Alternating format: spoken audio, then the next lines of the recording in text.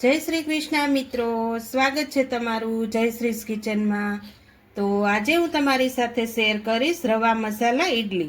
તો તેના માટે અહીંયા મેં રવો લઈ લીધો છે, વજનમાં 500 ગ્રામ છે।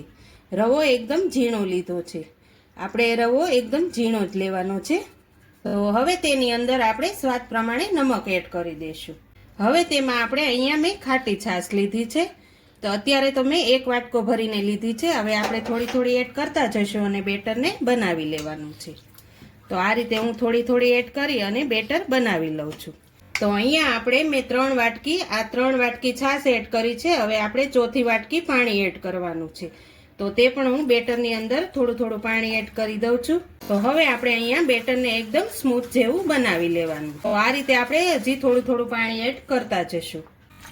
અહીંયા તમારે છાશનો ઉપયોગ ખાટી છાશનો જ ઉપયોગ કરવાનો છે, જેથી આપણી રવા મસાલા ઇડલી એકદમ સરસ સોફ્ટ અને જાળીદાર બનશે। તો આ રીતે આપણે બેટરને એકદમ સરસ રીતે મિક્સ કરી લઉં છું। તો અહીંયા આપણું બેટર એકદમ સરસ રીતે બની અને તૈયાર થઈ ગયું છે। આ રીતનું આપણે બેટરને રાખવાનું છે। અહીંયા 3 વાટકા છાશ અને 1 વાટકો પાણી એડ કર્યું છે। તો આપણું બેટર એકદમ સરસ રીતે તૈયાર થઈ ગયું છે। હવે આપણે તેને 15 થી 20 મિનિટ સુધી રેસ્ટ આપી દઈશું। તો અહીંયા આપણો રવો એકદમ સરસ રીતે ફૂલી ગયો છે, તમે જોઈ શકો છો। જો 15 થી 20 મિનિટમાં આપણો રવો એકદમ સરસ રીતે ફૂલી ગયો। હવે તેને આપણે એકદમ સરસ રીતે ફેટી લઈશું। તો અહીંયા આપણે એકદમ સરસ રીતે ફેટી લીધું છે। હવે તેની અંદર આપણે બધા જ મસાલા એડ કરવાના છે। તો અહીંયા મસાલામાં મેં ગાજર લીધા છે, લીલા વટાણા છે, લીલું લસણ છે અને આદુ મરચાંની પેસ્ટ છે।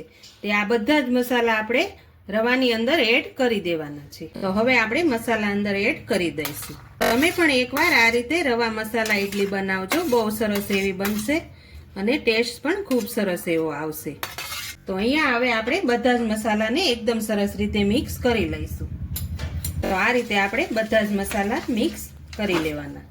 અહીંયા આપણે મસાલા મિક્સ કરી લીધા છે। હવે થોડીક હું લીલી કોથમીર એડ કરી દઉં છું, તેને પણ આપણે એકદમ સરસ રીતે મિક્સ કરી લેવાનું છે। તો અહીંયા આપણે બેટરની અંદર બધા જ મસાલા એકદમ સરસ રીતે મિક્સ કરી લીધા છે। હવે તેનો આપણે થોડોક વઘાર કરી લઈશું। તો અહીંયા આપણે 1 વાટકો મૂકી દીધો છે, તેની અંદર 1 મોટી ચમચી જેટલું તેલ એડ કરવાનું છે। તો અહીંયા આપણું તેલ એકદમ સરસ ગરમ થઈ ગયું છે। હવે તેમાં હું રાઈ જીરું એડ કરું છું।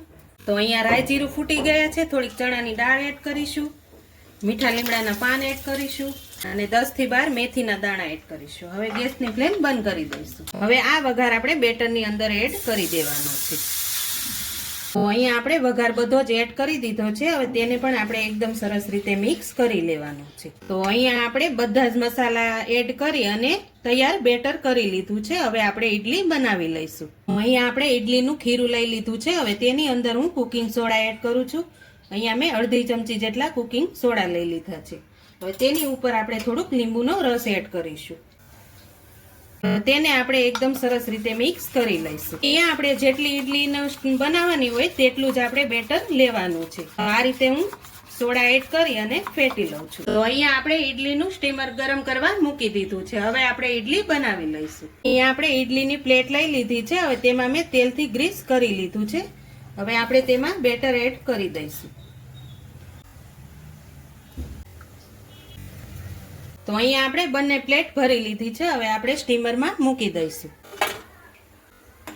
આ રીતે આપણે બંને ડીશને મૂકી દેવાની છે અને 15 થી 20 મિનિટ સુધી આપણે તેને પાકવાના છે। તો અહીંયા આપણી 15 મિનિટ થઈ ગઈ છે। હવે આપણે ઈડલી ચેક કરી લઈશું।